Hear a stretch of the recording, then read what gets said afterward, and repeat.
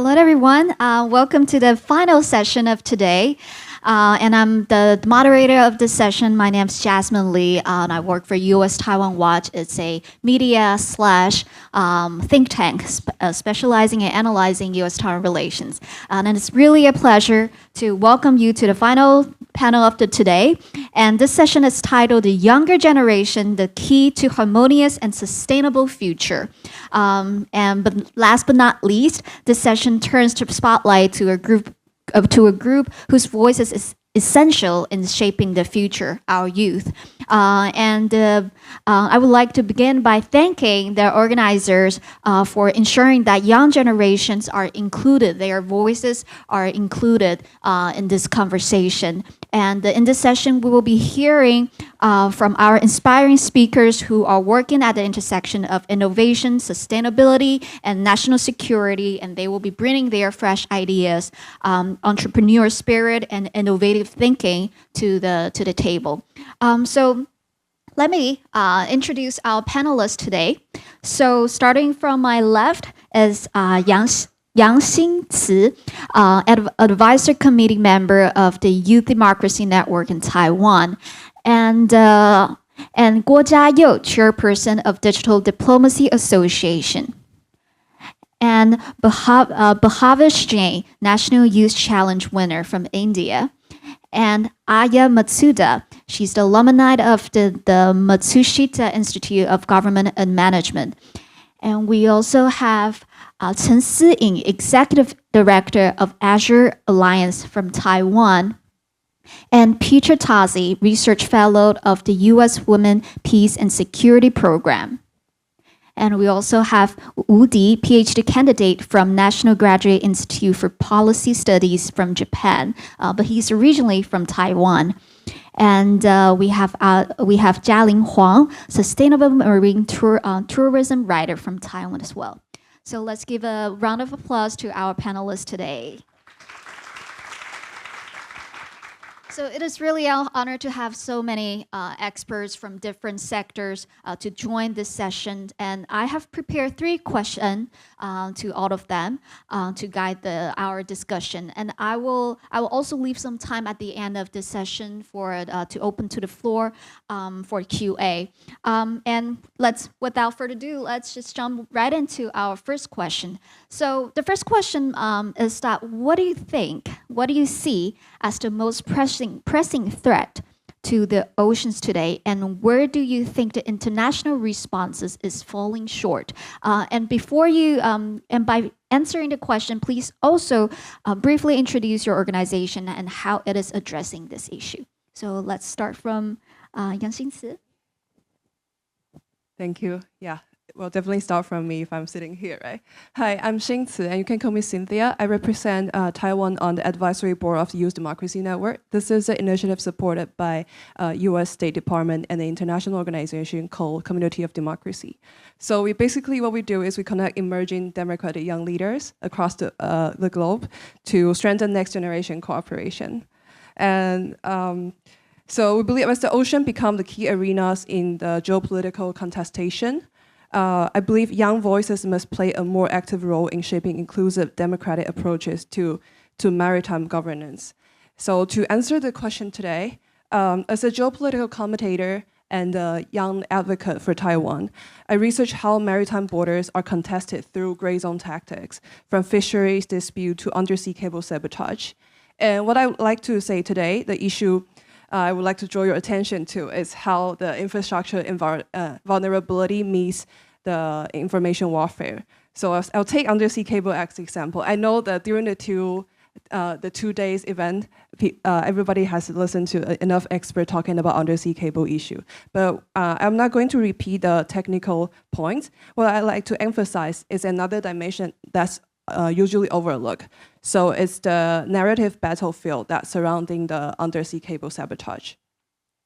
So as you may know, Taiwan's international submarine cables have been disrupted during these years.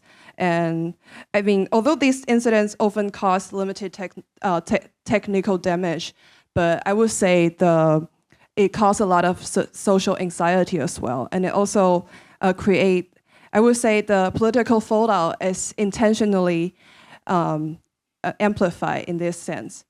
So what is undersea cable attack like as a gray zone tactic? So usually, because we want to fix a practical issue, so we often focus on how to prevent the sabotage of undersea cable. But as a worker focusing on narrative, we focus on how hard it is to attribute afterwards. So because those attackers often disguise themselves as normal civilian, like regular fishing vessels. So you have no idea, you have no hard evidence, you can accuse them, right? So people would go like when they disguise as normal vessel, people would go like, how can Taiwanese government blame Chinese government? How are you so sure this is done by Chinese government? Like, how can you be so sure? They are probably just fishing vessel on their regular routes, right? So, and we see how vulnerable the government is because they have no hard evidence in this kind of gray zone tactic. And on top of that, I would say this kind of attacks are also asymmetric. So it's easy for them to do the attack, to cut the cable, but it's so hard for us to fix afterward. It's so time consuming, and the cable sabotage is so low cost, high impact. And it's also easy for them to make our government look weak. So I think this can explain why undersea cable sabotage is such an attractive tactic for China to undermine the democratic governance. And ironically, we like to emphasize how important it is, undersea cable as a critical infrastructure. But the more we emphasize their strategic importance without explaining the asymmetric nature, like I say, the asymmetric nature of the offense and defense, we may unintentionally amplify the perception of damage among our society, and then give the attacker more incentive to act, more incentive to conduct this kind of sabotage. So it's good that countries right now are improving our joint cable surveillance and deterrent system. But I mean, this is necessary, but probably not enough if we want to look at the narrative battlefield. So we must also raise public awareness of how gray zone threats really work. And people need to understand that these attacks, they are hard to prevent and prove, not because our governments are weak, but because these tactics are deliberately murky. And I believe this kind of narrative defense is exactly what we need. And I'm glad that we can have this kind of discussion here. And let's have more of this kind of discussion.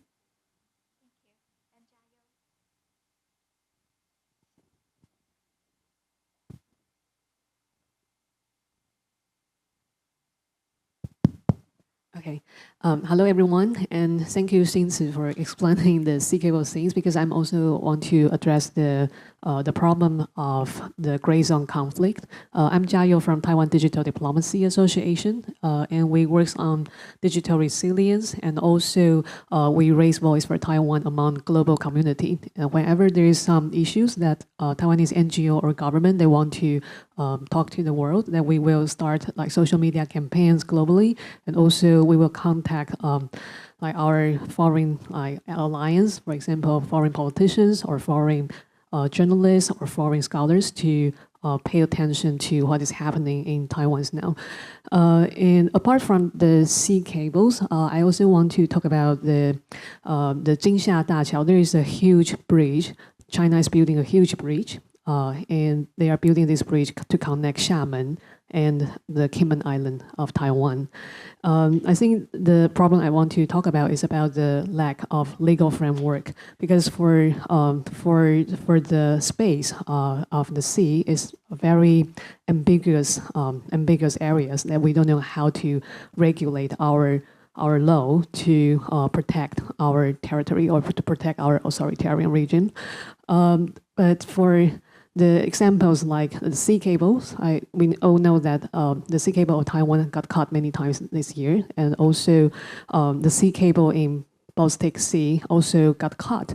And we can see that the ships who cut the sea cables are using, like they are trying to switch the tracking systems. So sometimes you can see that even the ship who cut Taiwan sea cables is from Africa, and the ships who cut the Baltic Sea cables is from China, but actually there are some other bigger like powers behind. So it is kind of difficult to track or to do the investigation. And as a NGO, like who try to advocate for Taiwan's voice, we try to alarm our international allies. For example, like I just visited EU a couple of weeks ago, and I try to tell or have some meetings with the parliament members in the EU Parliament and talk about they should start international investigations about the sea cable threat, because the sea cables incidents in EU between like Lithuania and Sweden sea cable, the EU, they have started some investigation. They say it is international investigation, but it's only within the EU countries. And we urge that they should also include Taiwan into the international investigation partners. And apart from the sea cables, I was talking about the huge bridge, like the huge bridge built by China. They try to connect Xiamen and Jingmen. The huge bridge is also a very suspicious move because China tried to make the construction of this Kinmen and Xiamen bridge as internal affairs. But for Taiwan, we have never agreed on that bridge, but China is building it, and actually the part of Xiamen is 80% finished, almost 80% finished. So we don't know what will happen in the futures, and it is very hard to define like who can do construction or what China and what Taiwan can do for the sea between Kinmen and Xiamen. So I think the biggest threat for today is about the lack of legal framework. We don't know what are the consequences for those suspicious moves between like China, Russia, and to other regions. So I think I will talk more about it in the next questions, and I will pass the microphone to the next speaker. Thank you. So two of our panelists have already pointed out that the infrastructure, including the physical infrastructure as well as the legal framework, as the most pressing threat. And so how about Bhavesh? What is the most pressing threat, do you think? Tazi hao, namaste, and hello Taiwan. My sincere gratitude to the Ocean Affairs Council for inviting me to this prestigious event. I'm truly honored to be here and to represent India as a youth delegate on this esteemed panel and to contribute to the important conversations shaping our future. I would like to start with a very good example. Before building the Ram Setu, also known as the Adam's Bridge, Lord Rama, facing the ocean, prayed to the ocean god named Varuna for a path to reach Lanka and rescue his wife Sita. So this shows the traditional values and the principles of respect and devotion for the ocean. As a young changemaker from India, I work with the youth groups through initiatives like Young India Challenge, where we create simple local solutions. And another example is balancing the 5 elements: earth, water, fire, air, and space. These are the prestigious 5 elements, and it's about creating a life of vitality and well-being that is balance. Each element plays a particular role in maintaining the health in the body, keeping our emotional and mental stress stable, and the clarity of mind. So this says that the 5 elements of nature, which also includes the ocean, it is a very important component which makes up our nature, right? So coming to the question which was given to me, that what was the most pressing threat to the oceans today, the biggest threat that I see in the oceans today is the huge amount of waste we generate, and especially plastic waste, and the way we consume and discard the waste. Can we here all imagine how much waste is generated every minute? Like I'm talking for a minute here, how much waste is generated for a minute? Well, it is 12 tons of plastic every minute. And if we can imagine this in one day, it is more than 17,000 tons of plastic. And where is this going? It ends up in the oceans, and it is harming our marine life and entering our food chain. Indeed, we are consuming them.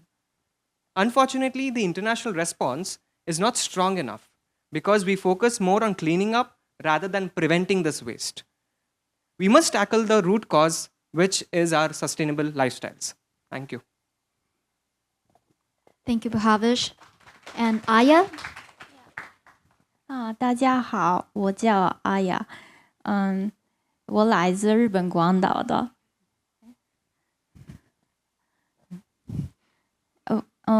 我来自日本广岛的。好，听说那个台湾有一个很有名的歌手叫阿雅吗？不是吧？容易记一下。那个，I'm Aya. I was born and raised in Hiroshima, Japan. I'm from Japan Whaling Association. And then I think the most pressing threat to the ocean today for us is like we are not using sustainable on the same page. Like we have kind of different understanding and also different context too. Like everybody has different idea what is sustainability in terms of socio-ecological system. And then since I've been engaging in fisheries for 5 years, so first of all, I want to make a point, like primary industry is so fundamental and then like we need to eat. So when it comes to the sustainable future of the ocean, like don't forget about the fisheries. And I'm gonna share the Japanese values, like how we are using sustainably. Like we have 2 fixed values for fisheries resources. Like all fisheries resources, including whales, should be used sustainably based on scientific evidence.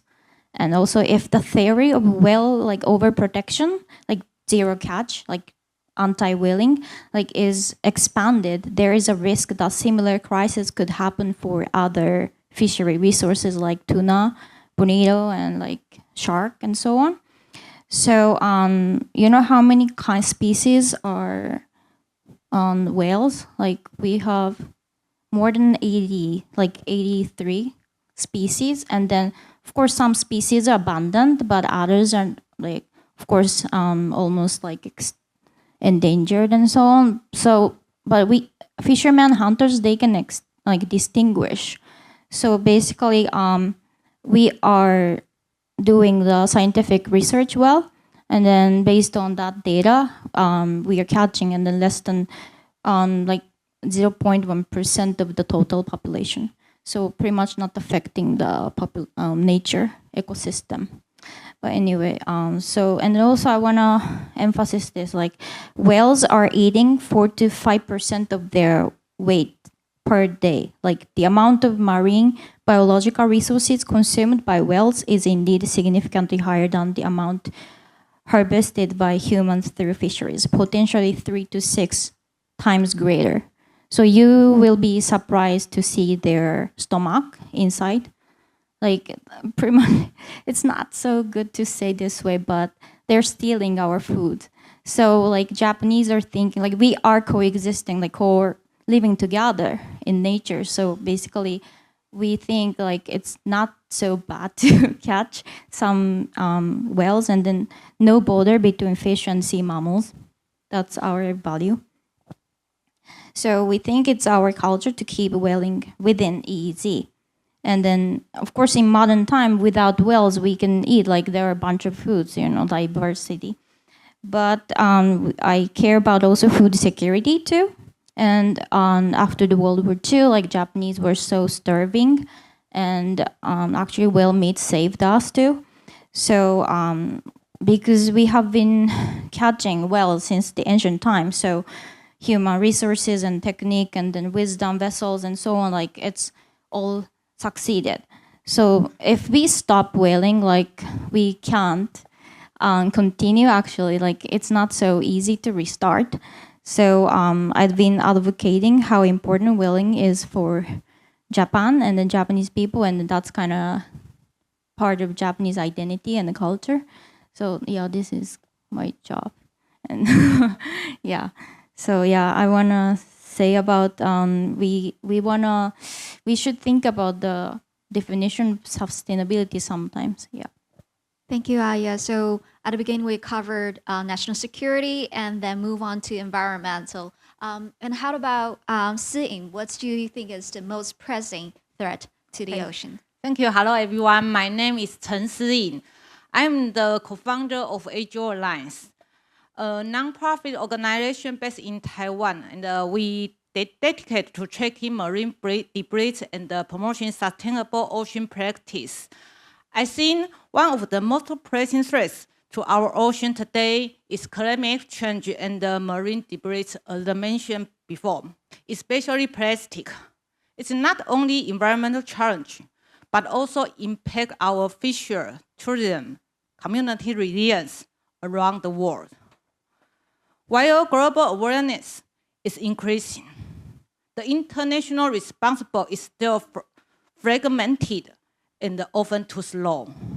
We need stronger coordination, share our responsibility, and support for scale-up local solutions. At AG Alliance, we address marine debris through the community action, education, and innovation. We organize weekly cleanup, collaborate with the science and the development of smart technology like the Age of Fighter out of the door. A UAV designed for remove floating waste and collect data into the policy. I think NGO play a key role in bringing people, policy, and action together. If we are included as a real partner, we can help ensure biodiversity and the sustainable future for our ocean. Thank you. Thank you, Sing. And let's move on to Peter. 大家好，欢迎来做会。Good afternoon, everybody. My name is Peter Tazi. It's a pleasure and honor to be here with you all today. I'm a research fellow at the American Council on Women, Peace, and Security, which is based right outside of Washington, D.C. Now, the American Council on Women, Peace, and Security, or ACWPS, is a nonprofit organization that really works to help implement but also educate about women, peace, and security. And Women, Peace, and Security is an international initiative that was started 25 years ago at the the United Nations Security Council that really works to promote women's meaningful participation in high-level dialogues, particularly as it relates to conflict resolution and peacemaking.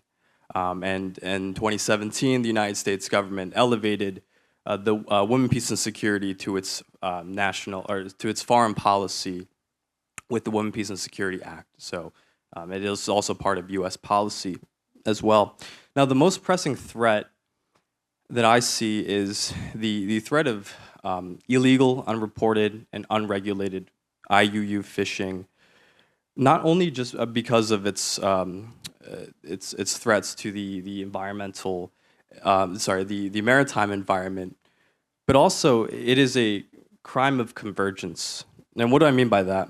Well, what I mean is that it is where criminal activities intersect, such as gun, drug, wildlife smuggling, human trafficking, and forced labor, particularly those of Uyghurs, and also North Korean women, and also money laundering and tax fraud. And the biggest perpetrator of this is the People's Republic of China. Now, IUU fishing has significant ramifications for human rights, security, and also the ocean environment, as I just said. Now, where the international community has really been falling short is the lack of imposing costs on the PRC for IUU fishing, but also their aggression in international waters, but also the international community's subsidization of tyranny and also of human rights abuses. For example, the United States government does, it does import seafood that has been implicated with the forced labor of Uyghurs, but also North Korean women. And so from bait to plate, there is the implication of forced labor, and that is quite dangerous. So, thank you. Thank you, Peter. I think what Peter mentions actually echoed with what Jayo said. There's a lack of a legal framework, and also that actually he also highlighted that, and actually national security issues and environmental issues are connected. So let's move on to Udi. So from your point of view, what do you think is the most pressing threat to the ocean? Thank you, Jasmine, and thank you, Ocean Affairs Council, for the kind invitation. So my personal view of the most pressing threat to the oceans today is the civil-military fusion in the Chinese Communist naval strategy. So how does Communist China's civil military fusion at sea work? I think there are two key areas that require our attention. The first area is shipbuilding. So since 2015, Beijing has enacted laws and regulations to support civilian shipbuilding to meet military standards. For example, the Military Transportation Law of 2017 stipulates that military transportation ought to meet military requirements to ensure a seamless transition from peacetime to wartime. What's more, more than 50% of global commercial vessels by tonnage are now built in China. And the second notable component in Communist China's civil military fusion at sea is its practice. The mobilization of civilian vessels for training and exercises amid intensifying gray zone operations has made early warning difficult for the neighboring countries. For example, in the 2024 report on the Chinese military development, the Pentagon cautioned that Communist China might be developing launchers that can fit inside commercial shipping containers. And for more information, I would encourage everyone to read a 2022 SysTech article written by Rear Admiral Yamamoto, one of our distinguished panelists from Session 2. And so how and why does Communist China's civil military fusion at sea pose the most daunting challenge to the oceans today? I would argue that it undermines the liberalist norms that have underpinned the world's way of living since the end of the Cold War. In the past 3 decades, our world, including the oceans, has been built on this vision that international cooperation, through which all states benefit, is the path to peace. Unfortunately, Communist China exploits the openness and freedom of oceanic affairs. The comparative advantage that they enjoy in commercial shipbuilding is being used for military purposes. Although the United States has decided to impose docking fees on Chinese-built, owned, and operated vessels, a friend-shoring strategy should be devised to respond to this challenge. And lastly, how does my organization respond to this challenge in the maritime affairs? So GRIPS, my school, is said to be modeled after Harvard Kennedy School. So we provide education to bureaucrats around the world, and mostly focusing on developing countries. And actually, of the many programs, one of them is the so-called Maritime Security Program, where we have Coast Guard officers from the Indo-Pacific region to join and participate in the discussion and the education of oceanic affairs. And from 2015 to 2023, we have more than 50 Coast Guard officers from more than 10 countries coming to our school. Thank you so much. This is my brief remark. Thank you, Udi. I think the issue that Udi mentioned is actually matters to every single person in Taiwan. So let's move on to Jialing. Hi, yeah. As you see, we have 8 people on the stage, and we care about different issues, but each issue is very important. So there are a lot of threats in our ocean now, and we need to communicate, work together to deal with the lot of issues. And I want to say, maybe we come from different countries, but the sea animals and sea pollutions, they don't know the countries. The ocean has no borders, so we need to work together and try to deal with the threats. Thank you. Thank you, Jialing.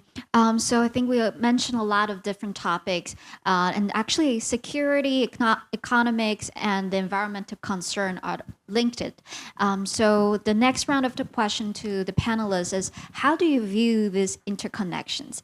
And how can civil society, as Aya mentioned that NGO, it's very important. So how can civil society be better integrated into the current policy making and the policy action? So I'll still go on with the sequence. Yeah, I think original question is the interconnection between the security, economics, and environment, right? Yeah, so I think along the discussion today, there's a very clear division with people. Some of us talk about environment, some of us talk about geopolitics, and now we can see how these issues are actually all interconnected. And so the main issue I would like to address is the fishing rights. So we know they are not only economic asset and they are not only environmental concern. In places like Taiwan Straits, like highly contested area like Taiwan Strait or other high seas, we've seen countries using fisheries to claim territory, to extend their sovereignty, to shape national identity. So this shows how security is deeply entangled with ecological management and the economic livelihood of people. And today, I would like to share how we can address this issue, address security issues specifically by involving more participation from civil society. I work as a consultant for an international affairs show for Taiwan indigenous TV, actually. And we've been looking closely at whether more voices have been given to marginalized community like indigenous people. And take Lanyu as example. Lanyu is an island of Taiwan, and it's a home of Yami, the indigenous Yami people. And there are efforts to combine traditional ocean knowledge with modern science for enhancing sustainable fishing and marine protection, and also cultural transmission. And I would say this is a good example of representing a promising interconnection between ecology and economies. But civil society is not just a supporting role, and we are still missing the security here. How we can combine the effort from the civil society to address the issue of security. I would say I think civil society actor can be in the front line in gray zone conflict and building maritime resilience. So, for example, we see indigenous people, they have knowledge, like they have deep understanding of ocean patterns, and it can be a good tool of identify for example, IUU fishing and combating any geopolitical issue or any gray zone tactic like this. And I think they offer a way to detect changes early with local flexibility and even help deter unwanted activity without using force. So because they are civilian actors, so they can be more of lower key and without trigger conflict. And we've seen successful cases like in places like Indonesia, Palau, and Canada. They have community-based monitoring cases, and which is quite successful, and we can learn from them. And I think the way they do it, they strengthen the state presence in the sensitive waters while also respecting local voices and utilizing their local knowledges and the knowledge of traditional indigenous wisdom. And so I believe in Taiwan, we can do something similar and shift the sovereignty from being just a top-down performance to something we build together. And it can be on the ground and through relationship, through the cooperation between the government and the civil society. And yeah, so I would say this is the cooperation, a case I share, an example of the interconnection between environments, economics, and security.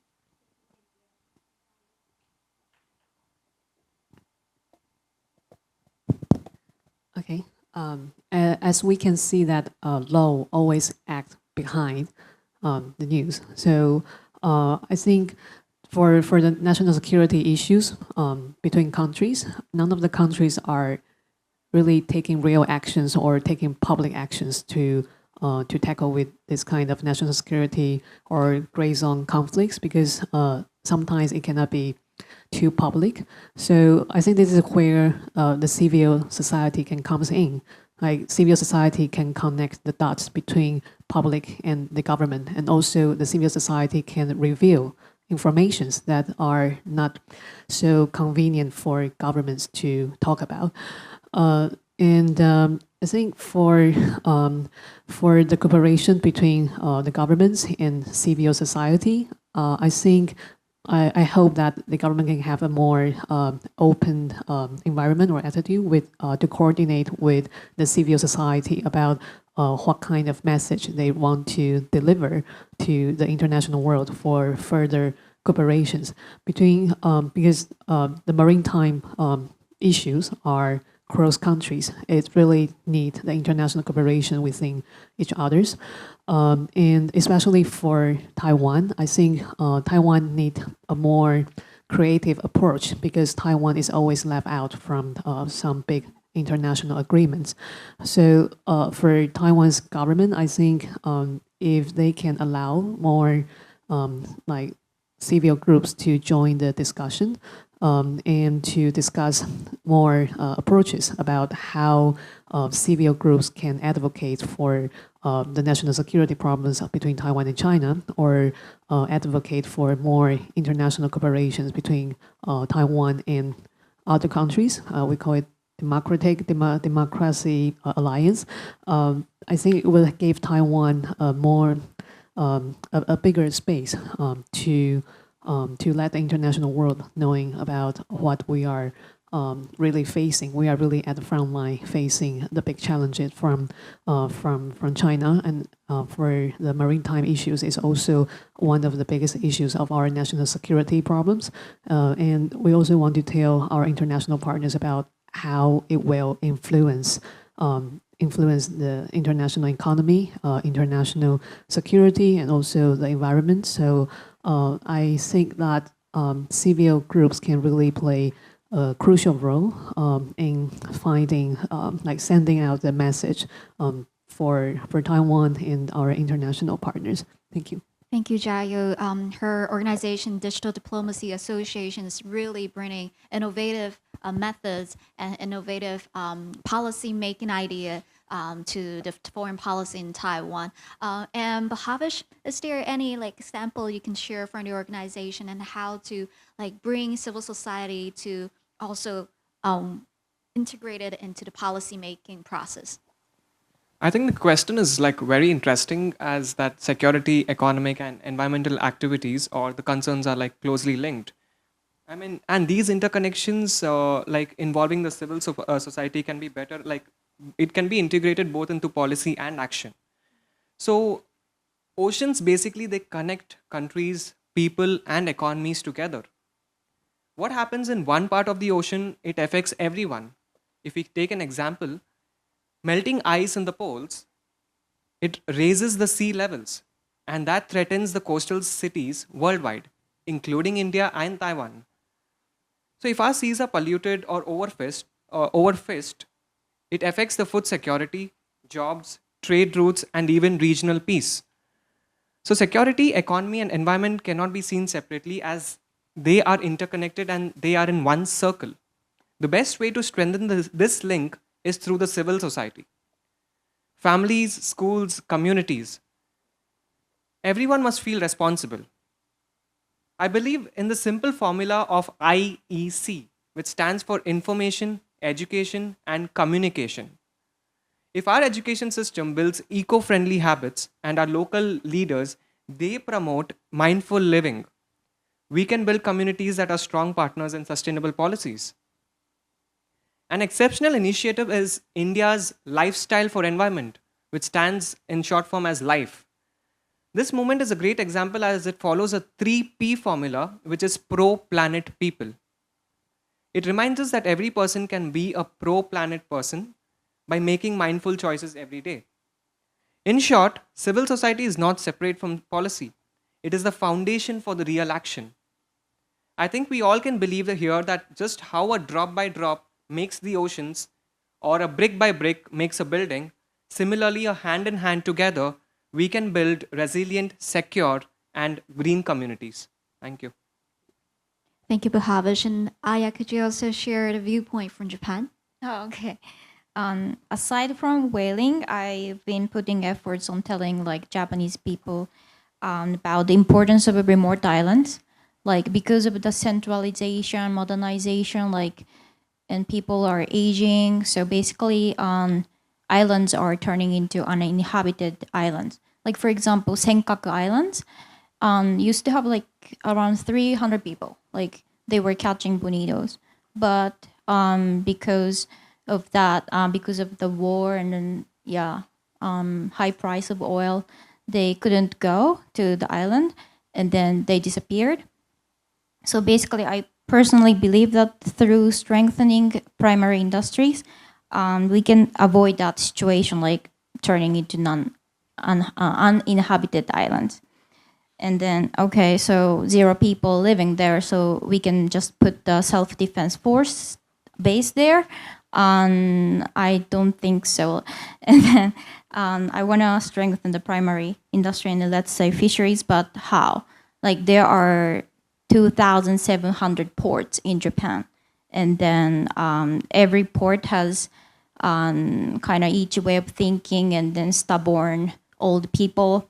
And then there is no one-size-fits-all approach. Geography, culture, and economic context all matter. And people, especially politicians, like who have never been to those remote islands, tend to unify and integrate. But it's kind of impossible. Like, go to the port. I want to shout to the politicians, like, yeah, they're gone already. But I mean, I want to tell them, like, go to the port, get sweat, and then maybe you will feel like, oh, this law, like they are making a law, but this law, it's not working out. Like it's not working in every single port or small village. So I've been just working to elevate the voices of remote islanders and promote primary industry as the pillars of national security and sustainability. That's it. Thank you, Aya. And Sing. At the Asia Alliance, we have seen firsthand how environmental issues like marine debris are directly tier 2 economic and security concern. In Taiwan, abandoned fishing gear and the plastic pollution not only damage the marine ecosystem, but also harm coastal economy and weaken community resilience. Civil society play a key role in addressing this interconnected challenge. We combine weekly cleanup operation with data collection, public education, and even support technology development for the clean vessel. But we cannot do this alone. To be more effective, civil society should be meaningfully involved both in policy and implement, not just consult at the end. Government and institutions need to treat NGO as a long-term partner. Across border and across sector, we can do much more for our future. Thank you, Sing. I think what Sing mentioned is actually also echo with Aya and Bhavesh. I think it's really, when we were talking about policy, it needs to be inclusive. And inclusive doesn't mean that just simply having them, their existence, but just having their, really listening to their voice and understanding their point of view. And Peter, what's your viewpoint? Yeah, so I think these issues are inextricably linked. When you look at the case of IUU fishing, again, from the environmental aspect, the PRC's use of distant water fleets and the use of a blasting a technique that stuns fish and other animals as well in the ocean, that has negative effects on the ocean environment. But also in terms of the economics as well. When we talk about, IUU fishing from bait to plate, with the seafood processing, the PRC you basically pays its workers near slave wages to get an illicit market advantage. And then when we also talk about security, and this is where I think the woman, peace, and security framework really can be applied in terms of human security. So if we're taking the example of North Korean women in the PRC, and these North Korean women who work in these seafood processing plants throughout China, particularly in Shandong, for example, they're paid these near slave wages. And they're also, sexually harassed by factory leaders, and they have their phones confiscated, no way to contact their families. The money that they do get, most of that is siphoned off by the Kim regime, and this goes into the more of the sort of traditional national security aspect, which is the money that is used, it basically is siphoned off to fund the Kim regime's nuclear program. And so there is this direct impact on the issue of nuclear proliferation. So that's another concern as well. Thank you. Thank you, Peter. And so Peter mentioned about the threats that PRC is causing or is creating. So Udi also mentioned that in the previous round of the questions. So how can civil society, what's the role of civil society in addressing this issue? I'll first talk about how the civil military fusion at sea and its impact on Taiwan's offshore wind industry as an example to illustrate how security, economic, and environmental issues are intertwined. So Taiwan is contributing to the blue economy by developing the offshore wind industry. So it has built more than 2 gigawatts offshore wind farms by 2023, making it the highest among the free road in this region. So the industry's economic potential has contributed significantly to Taiwanese economy and environmental protection. However, Beijing's civil military fusion at sea has complicated Taiwan's development of its offshore wind industry. So in recent years, Taiwan has taken note of Chinese civilian vessels that previously participated in military exercises entering its ports. For example, in December 2024, a China-built Hong Kong flag container ship that once carried special operation troops in an exercise was founded in the Taichung port. And the significant security and political implications of incidents like this have prompted officials in Taiwan to adopt strict administrative measures to review ships built and operated by China, Hong Kong, and Macau before entering Taiwanese ports. However, due to Chinese Communist lead in the commercial shipping building industry, especially with large construction ships, some Taiwanese offshore wind firms are facing defaults and difficulties in completing projects on schedule.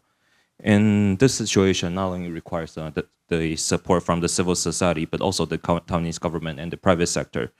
And I believe there is a viable solution to the challenge. So Taiwanese government can design a risk-based management system, putting Chinese ships constructed in shipyards with close ties to military shipbuilding under stronger scrutiny. And another way to determine the risks is the types of ships, because some of them are designated by Beijing as the top priorities in civil military fusion. And with this risk-based management, the private sector can have a clearer directions when offering contracts to construction ships. And it would also be their interest not to give contracts to ships closely associated with Chinese Communist military activities. Finally, civil society can serve as a bridge between the government and the private sector in finding a viable solution, just like what we are doing here at the 2025 Taiwan International Ocean Forum. Thank you, Udi. And Jialing, what do you think about this role of civil society? Yeah, that's why I share our project has to introduce how the civil society participation. But today we are here because we are care about the ocean marine issue. But in my experience out of the room, there are a lot of people they don't care about the marine issue. So for me, the most challenge is how make people care about the ocean and closer to the ocean and then protect it. That's why I'm be a journalist influence to make more people to go to the ocean. And I choose the easy way like IUU. If people, you can choose the sustainable seafood, maybe it's a good choice to help fishermen. They don't do the bad thing for the ocean. And if we can go to the right place, use the sustainable way or responsible way to travel to the island or right place, right island, maybe we can help a little bit to protect the ocean. So for me, a travel journalist, just to help people to call more people to care about our ocean and know what is the sustainable way to help it. Thank you. I think raising awareness sometimes is the most important and most essential work when we wanted to promote or to advocate for the policy. And as Jiao and Cynthia mentioned, and all of our panelists also mentioned, I think the role of civil society actually is very important. So we can have a bottom-up policy and also that to have a policy that is more inclusive. So I actually still have one question, but considering the time, I'm going to skip that and open the floor to our audience. And we will only take 2 questions. So I see one over here. Could you pass the microphone? One for. Could you identify yourself and specify which panel was? Thank you. My name is Juja Ferenci, and I joined John's panel yesterday. But it's nice to really listen to all of you and feel really inspired by all the inputs that you shared. It's good to see you here, Chayo. And I'm glad that you mentioned creativity also as an approach to how we approach Taiwan actually internationally. So could you connect that idea to the Europe-Taiwan context when it comes to undersea cables? Because you mentioned that you have successfully reached out to European actors, perhaps here in Taipei as well as in Europe. So how do you assess the level of openness and interest on the European side, and also awareness? Because I think that's where your organization can contribute a lot and has already contributed a lot. And if I may have another second quick question to Aya. I think you made a very good point about sustainability, not everyone being on the same page when it comes to what it means and what it means to every single one of us. So if you were asked, and I'm going to ask you, and I hope it's not to put you on the spot, but if you had to define sustainability for you and what it means, how would you define that? And what would you think that is the best way where everyone can converge? If you can answer that question, or just reflect on it, no pressure. Thank you.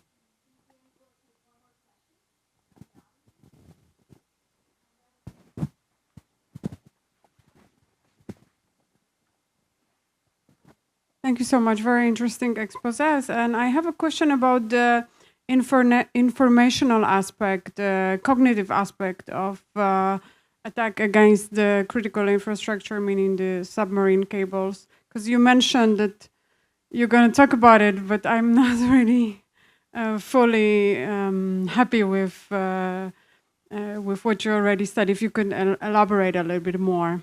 Thank you. Yeah, because mainly for the ladies, but also there were other people like the gents over there talking about the critical infrastructure and like civil-military cooperation. Okay, I think I can start the answers first. As I see that for the sea cables issues, that no countries can deal with this alone. And for Taiwan, we are very experienced of being cut of our sea cables, but I see it for European country is something new. So when I was visiting the EU Parliament, I realized that the European Parliament, they don't really see Taiwan as a part of the we can be the partners to help them or share our experience. They do international investigations, but I think the strength of EU is that they have a very well networking and very advanced like legal framework. They already start to work on the legal framework for the sea cable issues already. But Taiwan, we don't have such a strong legal framework for the sea cable issues, but we have experience in technology, for example, the materials of the sea cables, and we have the system of the investigations, and also our experience of how to like coordinate it, even we are left out of all the most of the international organizations in the world. So I think the important points here, the points here I want to make is that each country have something to offer. For example, advanced surveillance tech or advanced legal framework or diplomatic weight.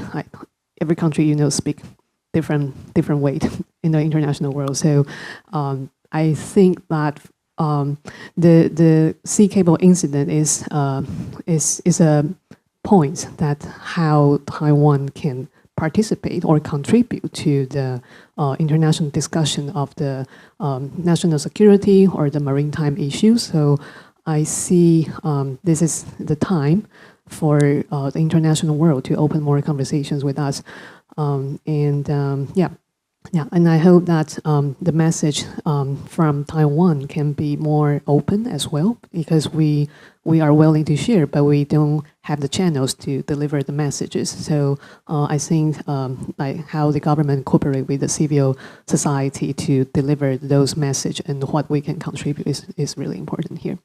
Thank you, Jayo. And Aya, the definition of sustainability. Like, one thing I'm sure about is like I'm against the idea about aquaculture. Like I see like sea animals are not something human beings catch. Like, let's think this way. Like, we have been farming using the vast ocean in the same way like livestock inland, and then like sea animal husbandry would be the best way to co-live together. And I don't agree with the just trend of farming, cultivating fisheries in the limited land of space and with massive electricity and then like cold water and so on. Like, it's not natural. Yeah, it's like it's just, that's what I'm kind of sure about that. But yeah, it depends on the field of technology, or like I'm just engaged in fisheries only, so I don't know about sustainability to embrace every single field. So yeah, I will keep thinking about my own definition. Thank you so much. Thank you. And regarding the question of the info war, Cynthia, or yeah. So yeah, I'm also not satisfied with the discussion today due to the limit of time. Then thank you for giving me more chance to talk about it. And yeah, as we know, like discussions surrounding the sea cable have been main, like I think it's a main character in terms of the gray zone tactic, and especially conducted by China.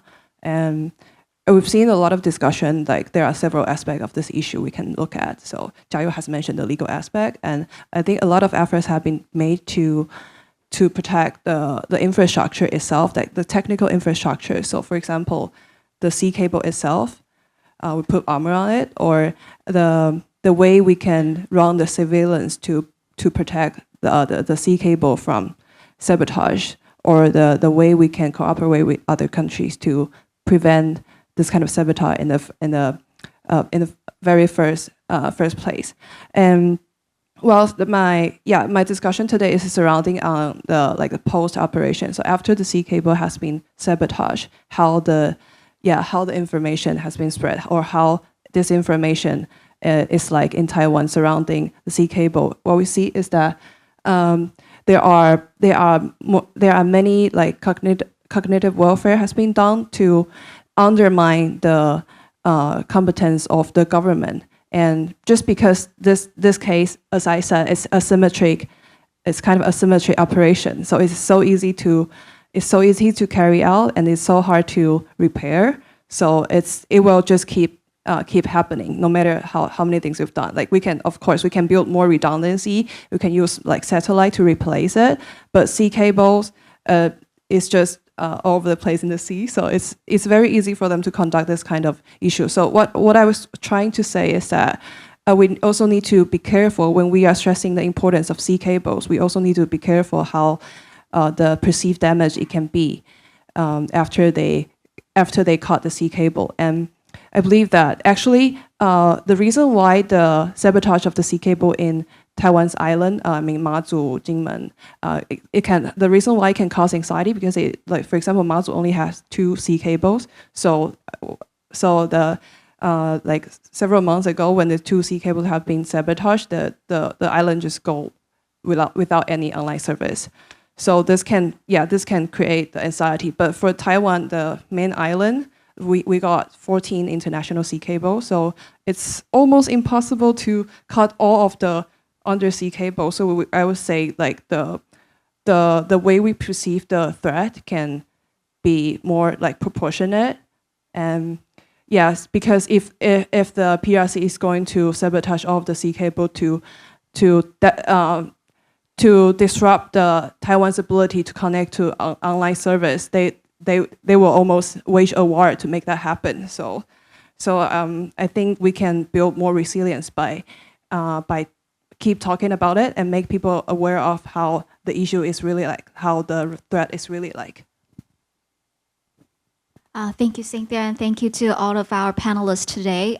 We covered a lot of issues from environmental to national security, and I think one of the most important key takeaway of myself is that we need to create a more inclusive environment that could allow more strengthening the cooperation, the vertical cooperation between across generation, as well as the horizontal cooperations between countries. So I think that's my biggest takeaway. And thank you once again to all of our panelists, and thanks to the Ocean Affairs Council for including the voice of the young generation. And I'll wrap up this session here. Thank you.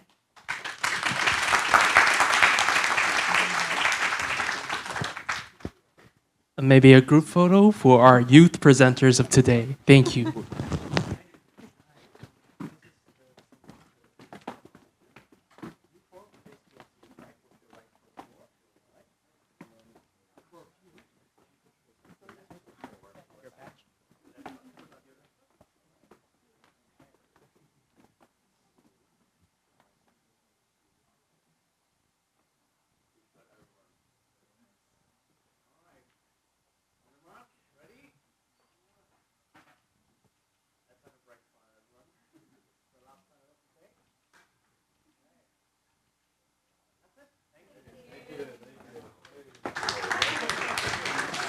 Thank you very much. Thank you again for Ms. Lee for moderating this panel. Thank you to all panelists for your participation. This is the end of the last panel.